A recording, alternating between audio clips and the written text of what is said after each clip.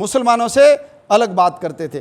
कांग्रेस का नेतृत्व जिस लोगों के पास आया वो भारत में पढ़े बड़े नहीं थे, वो विदेशों से पढ़ करके आए थे। भारतीय संस्कृति और सभ्यता की उनको कोई भी जानकारी नहीं थी। उन लोगों को इस्लाम क्या है, कुरान क्या है, इनका इतिहास क्या है, इनकी पुस्तकें क्या बोलती है, इनका पूरा का पूरा जो चरित्र है किस प्रकार का रहा है, ये किसी ने भी अध्ययन नहीं किया था। आपको पता होगा इंदिरा गांधी की हत्या के बाद राजीव गांधी जी देश के प्रधानमंत्री बने। 1987 के अंदर वो जम्मू कश्मीर गए, तो जम्मू कश्मीर के राज्यपाल जगमोहन जी थे, तो उन्होंने कहा कि आपको यहाँ पधारे हो, भाषण दोगे, उससे पहले मैं आपको यहाँ के इतिहास की जानकारी देना चाहता हूँ। तो राजीव गांधी ने कहा हम इतिहास पढ़ने के लिए नहीं, इतिहास बनाने के लिए आए। तो जगमोहन जी बड़े तेज व्यक्ति थे, तो उन्होंने कहा जो इतिहास को बिना पढ़े बिना समझे इतिहास बदलने की बात करता है ना, वो इतिहास रचते नहीं है, वो इतिहास बिगाड़ते हैं, ऐसा उन्होंने कहा। तो ऐसे लोग ही उस समय भी थे, इसलिए उनको ना तो हिंदुत्व का ज्ञान था, ना राजा दाहिर के बारे में जानते थे, न छत्रपति शिवाजी, महाराणा प्रताप, पोरस, किसी के बारे में नहीं जानते थे, न उनका इस्लाम के बारे में अध्ययन था। तो ऐसे लोगों के कारण देश का विभाजन हुआ। जब देश की आज़ादी के लिए हिंदू लड़ रहा था, मुसलमान निष्क्रिय था। अंग्रेजों ने कहा यदि तुमको आज़ादी लेनी है तो तुम लोग हिंदू और मुसलमान मिलकर के आइए। कांग्रेस को इसका अध्ययन था नहीं, उनको लगा हाँ ठीक बात है, इसलिए उनके जो सम्मेलन होते थे उसमें केवल हिंदू ही आते थे। तो उन्होंने मुसलमानों के नौरे निकालने शुरू किए कि आप हमारे सम्मेलनों में आइए। अब वो सम्मेलन में बाकी लोग अपना किराया खर्च करके आते थे, तो इन्होंने कहा हम तुमको किराया देंगे, आप आइए। आप जब इस अधिवेशन में भाग लोगे तो उसका जो शुल्क होता है, प्रवेश शुल्क, आपको देने की आवश्यकता नहीं है। तो मुसलमानों को लगा अच्छा है, बढ़िया है, घर बैठे ही हमको तो निमंत्रण मिलने लग गया। और जब इन्होंने ये बात समझ ली तो उनकी मांगें बढ़ती गई। अपने को पता है पहला विश्व युद्ध समाप्त हुआ, उसके बाद टर्की का जो खलीफा था उसको अंग्रेज़ों ने नीचा उतार दिया, गद्दी से हटा दिया।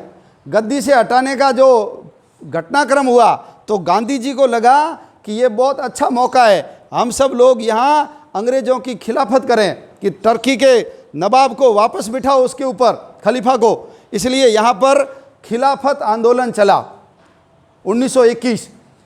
पटेल जैसे लोगों ने कहा हमको क्या लेना देना, कहाँ टर्की रहा भारत में, इसका क्या मतलब है। गांधी जी ने कहा नहीं नहीं, ऐसा करने से मुसलमान हमारे साथ आ जाएंगे।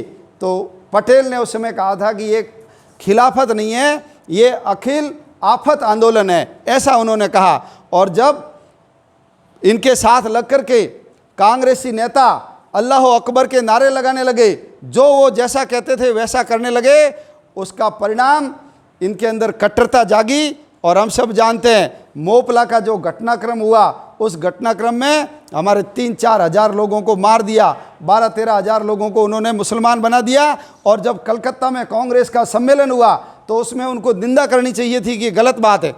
आज भी जो अभी ये बेंगलोर के अंदर घटना हुई है, ये कोई खुल करके नहीं बोल रहा है। ये क्या बोलते हैं, विशेष समुदाय, यानी आज भी पत्रकार डरते हैं, नेता डरते हैं, मुसलमानों का नाम कैसे ले, खुल करके कोई नहीं बोल रहा है। उस समय भी उन्होंने प्रस्ताव पारित किया। ये बेचारे भोले भाले लोग थे, इनको जितना समझ में आया उस हिसाब से उन्होंने काम कर दिया। 3,000 लोगों को मार दिया और उन्होंने प्रस्ताव पास किया कि 3 लोग मरे, उसका हमको खेद है।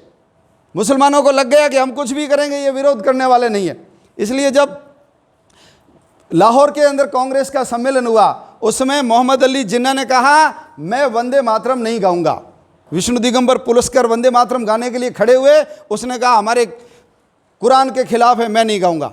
विष्णु दिगंबर पुलस्कर ने कहा ये तुम्हारी मस्जिद नहीं है, ये मदरसा नहीं है, ये कांग्रेस का सम्मेलन है, मुझे बुलाया है गाने के लिए, मैं गा करके ही बैठूंगा, आपको सुनना है तो सुनिए वरना जाइए। मोहम्मद अली बाहर चला गया। और जब गांधी जी वगैरह को पता लगा, नेहरू जी के, और ये वंदे मातरम नहीं गाते, तो उन्होंने प्रस्ताव पास कर दिया कि अपने किसी भी कार्यक्रम में वंदे मातरम नहीं गाएंगे। मुसलमानों को लगा चलो एक हमारी जीत और हो गई। जब झंडा कमेटी बनी, कौन सा झंडा होना चाहिए देश का, जिस झंडे को लेकर युद्ध, कभी हरिश्चंद्र, कभी भगवान राम, कभी युधिष्ठिर, और सारे क्रांतिकारी इसी भगवत ध्वज को और भगवत गीता को हाथ में लेकर के फांसी पे चढ़ते थे। प्रस्ताव पारित हुआ, वो 7 लोगों की झंडा कमेटी थी जिसमें एक मुसलमान भी था। उन्होंने कहा एक रंग का झंडा होना चाहिए, भारतीय सनातन परंपरा का भगवत ध्वज होना चाहिए, देश का राष्ट्रीय ध्वज। उस समय तो गांधी जी कुछ बोले नहीं, लेकिन बाद में उन्होंने बुलाया कि तुम भगवा झंडा करोगे तो मुसलमान नाराज हो जाएंगे, इसलिए इसके अंदर हरा रंग डालो। फिर कुछ लोगों ने कहा फिर अंग्रेजों को क्यों छोड़ रहे हो, उनका सफ़ेद रंग भी डाल दो। तो 3 रंग मिला करके हमारे उस झंडा कमेटी की रिपोर्ट को रद्दी की टोकरी में डाल करके ये तिरंगा झंडा आज अपना राष्ट्रीय ध्वज है, हम सम्मान करते ही हैं। लेकिन उसके पीछे की कहानी ये है। भाषा की बात आई तो उन्होंने कहा हम हिंदी भाषा स्वीकार नहीं करेंगे क्योंकि हिंदुओं की भाषा है। तो कौन सी भाषा? हिंदुस्तानी भाषा। हिंदुस्तानी भाषा क्या है? राम को राजा राम मत बोलो, क्या बोलेंगे? बादशाह राम बोलो। रानी सीता नहीं बोलनी है, क्या बोलना है? बेगम सीता बोलो। तो भाषा के अंदर भी उनकी जीत हो गई। मस्जिद के आगे से ढोल धमाके नहीं बजाएंगे, हमारे कुरान के खिलाफ है। इन्होंने कहा ठीक है नहीं बजाएंगे, हमने स्वीकार कर लिया। गौ हत्या की बात आई, गांधी जी नेहरू जी बोलते थे गौ हत्या आज़ादी से भी ज़्यादा महत्वपूर्ण काम है, गौ हत्या बंदी होनी चाहिए। लेकिन उन्होंने कहा हमारे कुरान में लिखा हुआ है गाय का मांस खाना चाहिए। मुद्दा खत्म हो गया। और आज़ादी के बाद न गांधी जी ने न नेहरू जी ने किसी भी इस बात के ऊपर ध्यान नहीं दिया। नेहरू जी कहते थे मैं जब कत्ल खाने के आगे से निकलता हूँ मेरी आत्मा चित्कार करती है। लेकिन हम सब जानते हैं आज़ादी के बाद आज तक भारत के अंदर गौ हत्या बंदी नहीं हुई। तो इन कारणों का जो अंतिम परिणाम निकला वो परिणाम निकला देश का विभाजन। 1940 के अंदर जब मुस्लिम लीग बन गई थी, मुस्लिम लीग ने जब प्रस्ताव पारित किया पाकिस्तान का, तो लोगों ने जाकर के गांधी जी को कहा कि ये पाकिस्तान बनाने का प्रस्ताव पारित हुआ है। तो गांधी जी ने क्या कहा था? मेरी लाश के ऊपर पाकिस्तान बनेगा। और नेहरू जी को जब कहा तो उन्होंने कहा जो पाकिस्तान की बात करते हैं वो तो मूर्खों के स्वर्ग में रहते हैं। और हम सब जानते हैं ये सारी बातें धरी रह गई और देश का विभाजन हो गया। तुष्टीकरण के कारण हुआ,